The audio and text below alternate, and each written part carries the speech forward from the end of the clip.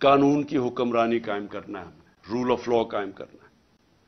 ये मुझे बड़े लोगों ने मेरे से पूछा कि जी ये आप कैसे कायम करेंगे। ये मैं 26 साल से कोशिश कर रहा हूं। मैंने लोगों को, मेरे से जब बात करते हैं कि जी इमरान साहब देखें आप ये ऑपोजिशन है, आप इनसे बात क्यों नहीं करते, मैं इन सबको अब से नहीं पहले से भी कह रहा हूं कि पॉलिटिशियन सबसे बातचीत करता है। पॉलिटिशियन किसी से कुटी नहीं करता। पॉलिटिशियंस का काम होता है सबसे बात करके अपने मौकफ के इर्द गिर्द लाना, या उनकी बात सुनना, अपनी सुनना, और फिर कोई बीच में कोई ग्राउंड पे पहुंचना। लेकिन जो लोग मुल्क का पैसा चोरी करते हैं, आप उनके साथ कैसे समझौता कर सकते हैं? मुझे अगर ये बार बार, जब 3.5 साल मैं गवर्नमेंट में था, मुझे बार बार कहते रहे कि जी इनको आप एनआरओ दे दें। जनरल बाजवा ने कहा कि इनको एनआरओ दे दो। वो जब मैं उनसे बात करें, हमने फैटफ का बिल पास करना है, वो कहते जी एनआरओ दे दो। मैं एनआरओ नहीं दे सकता क्योंकि मेरा पैसा उन्होंने नहीं चोरी किया, पैसा आवाम का चोरी किया है। मैं कौन होता हूं कि आवाम का पैसा उनको माफ कर दूं? और जब आप उनको माफ करते हैं तो बाकी चोरों को क्यों पकड़ते हैं? फिर जेलों में बेचारे गरीब लोग क्यों फंसाए हुए हैं? मैं सबसे बात करने के लिए तैयार हूं, सबसे समझौता करने के लिए तैयार हूं, क्योंकि जो आगे पाकिस्तान के हालात है, मैं फिर से कह रहा हूं कि सारी कौम को मिलकर इनका मुकाबला करना पड़ेगा। मेरे ऊपर कातलाना हमला हुआ, मुझे पता है किसने हमला किया। मेरे ऊपर हमला हुआ, मैं माफ करने के लिए तैयार हूं मुल्क की खातिर, क्योंकि हमारे नबी सल्लल्लाहु अलैहि वसल्लम ने, जिनके हम उम्मती हैं, उन्होंने जब फतह मक्का हुआ तो उन्होंने जिन लोगों ने उनके ऊपर जुल्म किया था, उन्होंने सबको माफ कर दिया। नेल्सन मंडेला ने उसी सुन्नत पे चलते हुए, क्योंकि वो तो रहमतुल आलमीन है ना, वो तो सब इंसानों के लिए एक रहमत बन के आए थे। तो नेल्सन मंडेला ने जब 27 साल जेल में गुजारे, जब वो बाहर निकला तो उसने सबको माफ कर दिया जिन्होंने उसके ऊपर जुल्म किया था। और उसने ये कहा कि ट्रूथ एंड रिकंसिलिएशन, बस ये सच बोल दो कि आपने ये जुल्म किया है तो हम आपको माफ कर देते हैं। साउथ अफ्रीका को बचा गया, वहां खून खराबा होना था। आज भी पाकिस्तान जिधर खड़ा है, इस वक्त मुल्क को इकट्ठा होना है। तो मेरे लिए, मैं अपनी अगर जात के लिए पॉलिटिक्स कर रहा होता तो मैं भी कहा जी उसको मैं नहीं छोड़ूंगा, तो उससे मैं बदला लूंगा, तो फलाने से लूंगा। ये मेरी जात की बात नहीं है, ये मुल्क की बात है। और मुल्क आज उधर खड़ा है।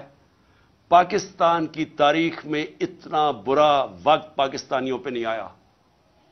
इस वक्त जो अंदाजा यूएनडीपी अंदाजा लगा रही है कि 1 करोड़ लोग गुर्बत की लकीर से नीचे चले जाएंगे। एक अंदाजे के मुताबिक 50 लाख लोग वो भूखे रह जाएंगे,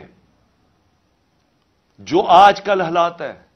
तो हम सब की जिम्मेदारी है कि अपने मुल्क के लोगों की, जो इस वक्त मुश्किल हालात में है, जो महंगाई में, वो हालात हैं जो कभी पाकिस्तान में नहीं थे, हमें उनको सामने रखना है, अपनी जात के ऊपर नहीं आना। उनके लिए हमें मुल्क को इकट्ठा करना है। हमने आगे इस मुल्क को पैर पे खड़ा करना है, तो शुरू उधर से होगा जिधर एक सारे इदारे मिलके अब फैसला करें। अदलिया, हमारी अदलिया का बहुत बड़ा रोल है। जुडिशल रिफॉर्म्स चाहिए, हम अपनी अदलिया के अंदर रिफॉर्म्स करें ताकि इन्वेस्टर आए। सबसे ज्यादा पाकिस्तान का असासा, मेरे पाकिस्तानियों याद रखें, ओवरसीज पाकिस्तानी है। ये जो आपके तकरीबन 1 करोड़ पाकिस्तानी बाहर बैठा हुआ है, इनका पैसा डॉलरों में कमाया जा रहा है। ये इतना बड़ा असासा है कि हम थोड़ी अकल इस्तेमाल कर लें, मुल्क में माहौल ठीक कर दें, जिसको कहते हैं इन्वेस्टमेंट एनवायरनमेंट ठीक कर दें, ईज ऑफ डूइंग बिजनेस कर दें, हम इनके लिए रुकावटें कम कर दें। हम अपनी ब्यूरोक्रेसी को, सिविल सर्विस को, अपनी अदलिया को, अपनी फॉरेन मिशंस जो बैठी हुई हैं, हमारी जो फॉरेन एम्बेसीज हैं, सबको लगा दें कि हमने इनको सहूलतें देनी है पाकिस्तान में, تاکہ یہ اب پاکستان میں سرمایہ کاری کریں.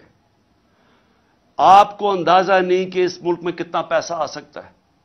جو ہم تھوڑے تھوڑے ڈالرز کے لیے ذلیل ہو رہے ہیں دنیا میں، ایک دفعہ بیرون ملک پاکستانیوں کے لیے ہم ماحول بنا دیں، اس ملک میں اتنا پیسہ آ سکتا ہے، ڈالرز آ سکتے ہیں کہ ہمیں کبھی آئی ایم ایف کے پاس جانا نہ پڑے.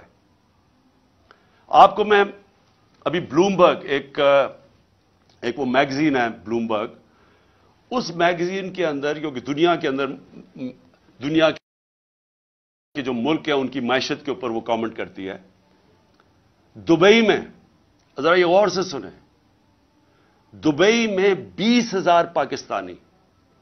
20,000 پاکستانیوں نے پراپرٹیز خریدی ہیں، 10.4 ارب ڈالر کی.